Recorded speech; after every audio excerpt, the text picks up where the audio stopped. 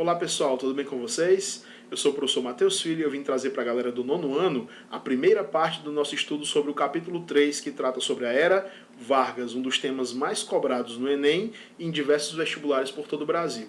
Para que nós possamos iniciar essa videoaula, pessoal, é importante que vocês entendam um pouco sobre a contextualização histórica do período que antecede a chegada de Getúlio Vargas ao poder. Então nós tratamos aqui inicialmente sobre a República Velha, que a gente pode subdividir em República da Espada, que vai de 1889 até 1894, onde dois presidentes militares estiveram no poder, o Deodoro da Fonseca e o Floriano Peixoto. E em seguida nós temos aqui a chamada República Oligárquica, que vai de 1894 até 1930, que é o ano onde o Vargas consegue chegar ao poder. Sobre a República Oligárquica, nós vamos ter aqui algumas bases na política que vão explicar essa ascensão do Vargas, né? No caso, quem dominava a política nacional nesse contexto da República Oligárquica eram os coronéis, certo? Essas oligarquias rurais contavam com vários instrumentos para manter esse poder de uma maneira bem firme. Por exemplo, o voto de cabresto, né, curral eleitoral, a ideia da violência, as fraudes eleitorais. Então, dessa maneira, essas oligarquias rurais, que tinham muito poder econômico e, obviamente, muito poder político, conseguiam fazer esse domínio. A principal característica econômica do Brasil também era uma forma de garantir a essas oligarquias rurais muito poder, porque a cafeicultura era a nossa principal atividade econômica. O café ele era exportado para os Estados Unidos e para vários países europeus, e isso garantia uma rentabilidade muito grande. Desse contexto, pessoal, nós vamos ter aí a formação da chamada política do café com leite, que vocês já estudaram também em sala de aula, mas que é bom que você entenda para poder compreender a ascensão do Vargas ao poder. Como funcionava a política do café com leite? Nós tínhamos as duas principais oligarquias, São Paulo e Minas, né, as duas maiores produtoras de café do Brasil, dominando a cena política nacional. Na prática, era uma alternância no cargo da presidência da República. Em um mandato nós teríamos um paulista, em outro mandato nós teríamos um mineiro. Aí vocês veem que eu coloquei uma provocaçãozinha aqui. Será? Por que eu coloquei isso? Porque na realidade nós sabemos que nem todos os momentos essa alternância aconteceu. E esse é um dos fatores que nos leva ao entendimento de como Vargas vai ascender ao poder. Tudo bem? Como vocês podem ver aqui, pessoal, nós temos como presidente do Brasil em 1929, que é o ano dessa eleição, o paulista Washington Luiz. E pela ideia da política do café com leite, ele deveria indicar um político mineiro para sucedê-lo. Ele não faz isso e acaba indicando um outro político paulista para essa sucessão. Seu nome era Júlio Prestes. Dentro desse contexto, o governador de Minas Gerais, o Antônio Carlos, que esperava ser indicado, vai acabar rompendo com a oligarquia paulista, quebra essa política do café com leite e acaba se aliando à oligarquia do Rio Grande do Sul e à da Paraíba, que são duas oligarquias dissidentes, que não concordavam com o domínio dos paulistas no poder. Dessa situação de união de Minas Gerais, Rio Grande do Sul e Paraíba, nós temos aí o surgimento da chamada Aliança Liberal, que ia enfrentar o PRP nas eleições. Quem eles vão lançar para o cargo de presidente da República? Getúlio Vargas, que era um político muito importante da oligarquia gaúcha. E para vice-presidente, João Pessoa, que seria um político muito importante da oligarquia paraibana. O Vargas, pessoal, ele vai conseguir ter muito destaque a partir de vários discursos que ele vai fazer. Dentro desses discursos, ele utilizava como temática, por exemplo, a ideia de instauração do voto secreto para evitar essas fraudes eleitorais que eram comuns do período da República Velha. Ele vai falar sobre incentivo à indústria, porque ele entendia que o capitalismo, que se tornava cada vez mais hegemônico no mundo, precisava ser trazido com a força da indústria para o Brasil. E ele também atraía muitos populares com o discurso sobre as leis trabalhistas, né? Atraiu muitos operários, muitas pessoas mais pobres para a sua campanha. Ou seja, o Vargas vai conseguir de maneira populista trazer esse debate para o seu lado. Tudo bem? É importante lembrar, pessoal, que no ano de 1929 nós temos uma pesada crise que vai ser globalizada, que vai atingir os mais diversos países capitalistas pelo mundo, que é a chamada crise de 1929, né, a Grande Depressão. Se vocês perceberem, o Brasil era extremamente dependente da economia global, porque nós vendíamos nosso principal produto para os Estados Unidos e para a Europa. Então nós tínhamos 29 milhões de sacas de café e apenas metade delas foi vendida por um preço ridículo. Por que um preço ridículo? Se eu tenho uma superprodução, muitos produtos no mercado, acaba que a tendência do preço é cair. E aí, pessoal, muitos desses cafeicultores, que eram poderosíssimos, acabam se prejudicando, né, têm as suas finanças arruinadas, juntamente com outros empresários. Essa situação vai fazer com que tenhamos muitos desempregados no Brasil nesse contexto. E aí que o Washington Luiz vai receber uma série de críticas populares nesse contexto da eleição. Tudo bem? Mais precisamente, dentro dessa situação, o Vargas se torna cada vez mais popular. E nós vemos que nas eleições, a ideia da fraude eleitoral que eu citei agora há pouco vai ser extremamente visualizada. Por exemplo, o Vargas, ele era muito popular no Rio Grande do Sul e ele obteve uma votação de quase que 100%. Mas adivinha quem venceu no Rio Grande do Sul? O Júlio Prestes, demonstrando que a máquina pública, na ideia de fraude eleitoral, era muito forte nesse período. Só que, obviamente, mesmo derrotado nas eleições para o Júlio Prestes, Vargas e as outras oligarquias dissidentes não aceitam bem essa situação e vão começar a conspirar. Eles, juntamente com alguns setores militares que não aceitavam bem o governo paulista. Tudo bem, pessoal? Dentro dessa situação, nós percebemos que existia já um grande murmurinho, né? As pessoas questionando essa situação, e o governador de Minas Gerais, ele percebendo que existia uma insatisfação popular muito grande, ele falou uma frase que se tornou célebre: façamos a revolução antes que o povo a faça. Ou seja, ou nós tomamos a rédea nesse momento, ou nós não saberemos o que vai acontecer se o povo realmente for às ruas e tomar o poder por si só. Tudo bem? Nesse mesmo contexto, vai acontecer uma situação que vai se somar a essa revolta. O candidato à vice-presidência junto com Vargas, né, para presidente, foi assassinado na Paraíba. E eles se aproveitam disso, né, para que no dia 3 de outubro de 1930, né, o Vargas liderando todos eles saem com um grupo de rebeldes do Rio Grande do Sul dispostos a derrubar o governo lá no Rio de Janeiro, que era a capital federal naquele contexto.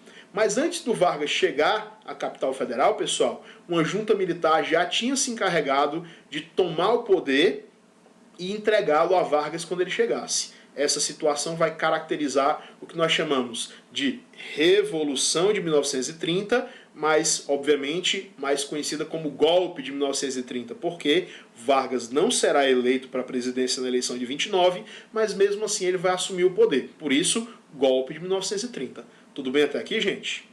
Dando continuidade sobre o governo Vargas, agora propriamente dito, é importante que você entenda que ele vai tentar realizar algumas situações que vão fortalecer o seu governo. Por exemplo, uma característica fortíssima do governo Vargas é que ele vai trabalhar o crescimento do Estado. Ele vai fazer com que o Estado se torne extremamente fortalecido. E, além disso, ele trata de intervir na economia. O Estado ele vai ter um peso muito grande nas decisões econômicas do Brasil. Além disso, ele cria uma nova relação com o operariado brasileiro. Não à toa, depois ele será chamado de o pai dos pobres, né?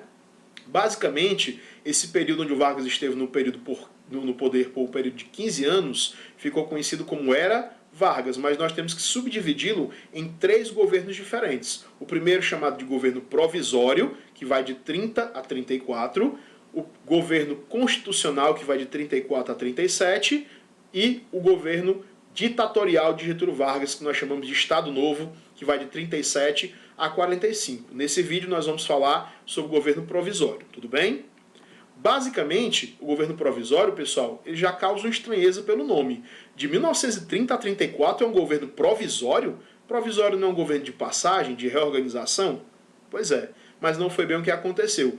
O Vargas, pessoal, foi se fortalecendo no poder, centralizando várias das questões políticas na sua figura e fortalecendo o Estado brasileiro. E é óbvio que esse fortalecimento e centralização do Vargas vai enfraquecer as oligarquias estaduais. E ele faz isso com maestria quando ele lança a ideia dos interventores federais. O que seriam os interventores? Seriam os governadores dos estados, mas não eleitos em cada um desses estados, e sim indicados, pessoas de confiança do Getúlio Vargas, para serem os governadores. E é aí, pessoal, que nós temos um grande desagravo às oligarquias estaduais. Um dos maiores exemplos disso foi com a oligarquia paulista, que não vai aceitar a nomeação de um tenente chamado João Alberto, né, para ser o interventor do estado de São Paulo.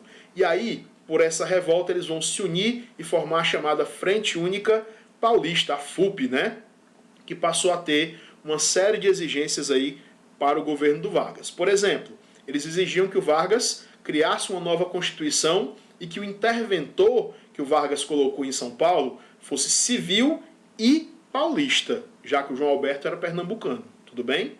O Vargas, pessoal, se sentindo pressionado, obviamente a oligarquia paulista era muito poderosa, ele acaba cedendo e nomeia um paulista chamado Pedro Toledo para o cargo de interventor federal. Mas mesmo com isso, os paulistas não vão se dar por satisfeitos e continuam fazendo oposição ao governo Vargas. Vocês veem aqui nesse cartaz que eu coloquei, logo abaixo da minha imagem, né, que nós temos aí um bandeirante que representa São Paulo, segurando o presidente Vargas nas suas mãos, né, com a arma meio que apontada para ele, e a bandeira de São Paulo atrás, mostrando toda essa oposição que Vargas sofreu nesse momento, né? Basicamente, nós vamos ter a continuidade dessa oposição, e isso é visto com a tragédia que acontece em São Paulo. Nós temos aí 4 estudantes que eram contra o governo Vargas, que acabaram sendo mortos quando atacavam a sede de um jornal que era pró-Vargas, que defendia o Getúlio Vargas. O nome desses estudantes, Martins, Miragaia, Drauzio e Camargo, vão dar origem a um movimento, pessoal, uma sigla que vai denominar um movimento de contestação ao governo de Vargas, certo? O MMDC. Toda essa situação de revolta contra o governo Vargas vai dar origem em 9 de julho de 32, né, aos paulistas pegando em armas para lutar contra o governo de Getúlio Vargas. Nós chamamos essa revolta de Revolução Constitucionalista de 32. O nome já está dizendo, exigia-se uma nova Constituição por parte do governo Vargas, certo? No caso, essa revolução foi chamada por outros estados de Guerra Paulista. Qual vai ser a caracterização dessa revolução? Nós vamos ter o alistamento de vários jovens da classe média no Exército Constitucionalista de São Paulo. Os industriais de São Paulo vão passar a produzir armas e munições para servir ao Exército Constitucionalista, e vai ser lançada uma campanha, pessoal, para adquirir, para angariar fundos e financiar essa campanha militar. Né? No caso, a campanha O Ouro para o Bem de São Paulo. Né? Vocês veem aqui no cartazinho também abaixo que eu coloquei. Os paulistas foram apoiados pelo Mato Grosso, mas o governo federal, obviamente, tinha muito mais poder de fogo do que os paulistas. E em poucos meses eles acabam vencendo os paulistas nessa guerra. Embora os paulistas tenham sido derrotados na Revolução Constitucionalista, eles vão, pessoal, sair moralmente vitoriosos, porque o Vargas ele acaba, né, declarando que convocaria uma Assembleia Constituinte, né, e faz isso realmente em julho de 1934, e vai votar e aprovar uma nova Constituição. A principal característica dessa Constituição, pessoal, ou melhor, as principais, são as seguintes: o voto secreto para dificultar a ocorrência do voto de cabresto, né, as fraudes eleitorais, a instauração do voto feminino, que passa a ser importante aí no posicionamento da mulher na sociedade, a criação de uma justiça eleitoral, também um fator que dificultaria a ocorrência de novas fraudes eleitorais nas eleições subsequentes, a instauração do ensino primário gratuito com a frequência obrigatória, certo? E a nacionalização progressiva, né, das minas, jazidas minerais, quedas d'águas, que eram julgadas essenciais para o país, aí, tanto na questão energética, como também na produção de insumos para a indústria que o Vargas tanto desejava instaurar no Brasil. Criava-se também a Justiça do Trabalho na Constituição de 34, importante aí dentro daquela ideia populista do Vargas, né, dos direitos trabalhistas, né, por exemplo, como a jornada de 8 horas de trabalho, descanso semanal remunerado, indenização por dispensa sem justa causa, né, proteção ao trabalho do menor e da mulher e férias anuais remuneradas, além da estabilidade para gestantes e outras coisas que seriam benéficas ao trabalhador. Tudo bem? Além disso, pessoal, a Constituição tinha uma característica importante. Ela determinava que o próximo presidente do Brasil deveria ser escolhido indiretamente pelo próprio grupo que fez a Constituição. E adivinha quem foi escolhido? O próprio Getúlio Vargas. Tudo bem, pessoal? Por hoje é só isso. Na próxima aula nós falaremos do governo constitucional e do Estado Novo. Valeu, obrigado e até a próxima aula.